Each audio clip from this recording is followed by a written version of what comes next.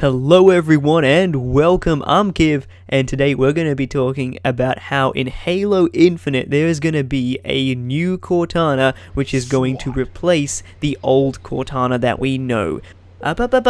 Before you click away thinking I'm just going to reference the Cortana voice recording from the Discover Hope trailer, you're wrong, because that is good evidence, but it isn't sound. What I wanted to bring to everyone's attention is this clip from Halo 4, which may just foreshadow the entire thing of what's going to happen to Cortana in Halo Infinite. Hey, Tony!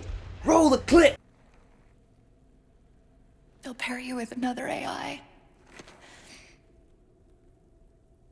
Maybe even another Cortana model if Halsey lets them. That's not going to happen. It won't be me. You know that, right?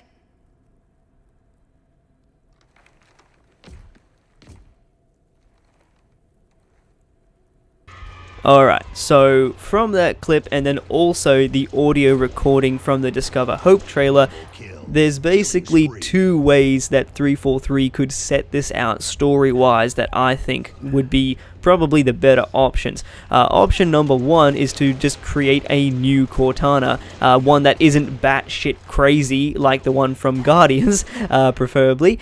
And option number two is to just simply make up some kind of bullcrap that there is a copy of Cortana out there somewhere, and so it's just a different version of her, and this different version of her has been through some kind of forerunner tech that has essentially cured her of her rampancy.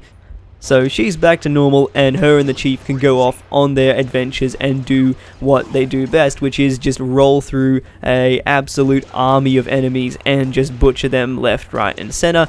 So that's the main point for this video, but another thing that I wanted to talk about was that we may see a fair few similarities between this old versus new Cortana, comparing that to Offensive versus Mendicant Bias, which were Forerunner AIs, and these AIs were very involved in the Flood and Covenant War. For those of you who may not know too much about them, there are a fair few other lore videos which are designed to give you a very detailed breakdown of each of these ones, but I figured that I would also still give a brief idea of what that story is, in case anyone hasn't heard of it, but they are interested.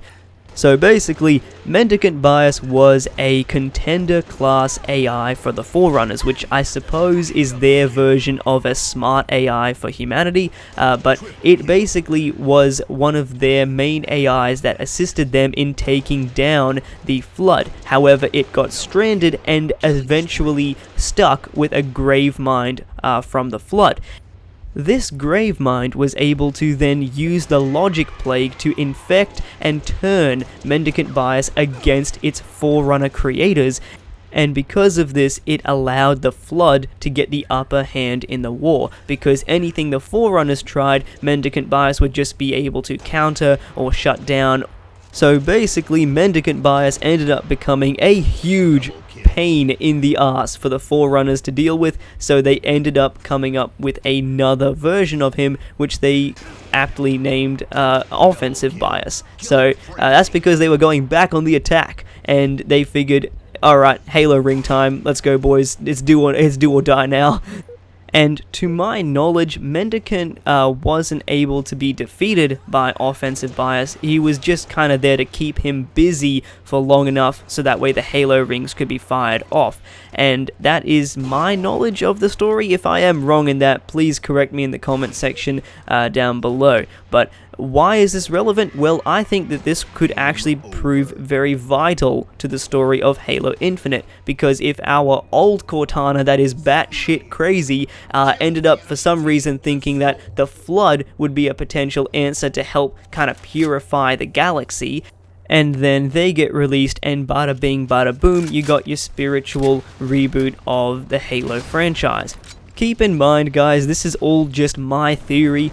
This isn't gospel, this hasn't been confirmed by anything. I'm just kind of stabbing in the dark, making a few selective guesses here. So I always encourage you all to come up with your own ideas, because my imagination is actually, I've found, to be very limited compared to some of you, and you guys come up with some really cool and crazy ideas that I absolutely love. Some people were mentioning that there could be a similarity between Roland and versus Cortana.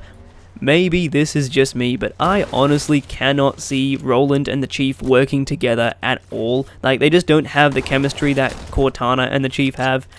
Wait a second, they basically have no chemistry. They've never been in a room by themselves. Like, it just won't happen.